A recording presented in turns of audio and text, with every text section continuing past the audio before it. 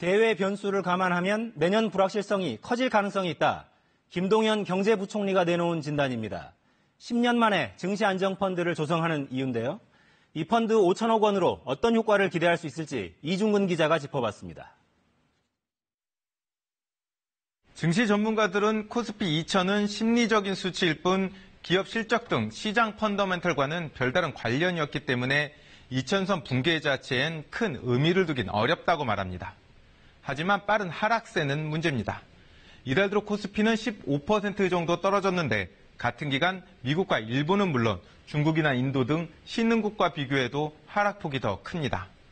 이렇게 금융시장이 크게 흔들리면서 우리 경제를 보는 정부의 시각도 점차 심각해지고 있습니다. 이주열 한은 총재는 경기 하방 압력이 커 보인다고 말했고 김동연 경제부총리는 대외 변수를 감안하면 내년 불확실성이 커질 가능성이 있다고 언급했습니다.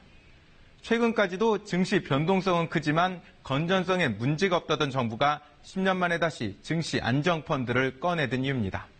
물론 주식에 직접 투자하지 않고 있다면 주가 급락이 무슨 문제인가, 정부가 주식시장에 개입하는 게 타당한가에 의문이 있을 수 있습니다.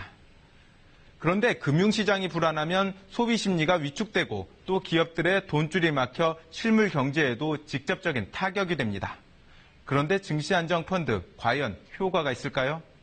5천억 원 규모가 작은 건 아니지만 우리 주식시장의 하루 거래대금 9조 3천억 원과 비교하면 20분의 1 수준입니다.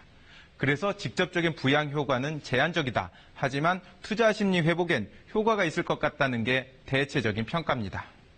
투매 내지는 패닉에 빠지는 그런 상황을 사전적으로 조금 자제할 필요성이 있다라는 시그널로 작용할 수 있기 때문에 어느 정도 긍정적인 효과를 거둘 가능성이 높다고 평가해 볼 수 있습니다. 다만 자금 투입은 단기적인 대책에 그칠 가능성이 높기 때문에 우리 경제의 잠재 성장률을 높일 수 있는 중장기 대책이 절실한 상황이라고 전문가들은 지적합니다. KBS 뉴스 이중근입니다.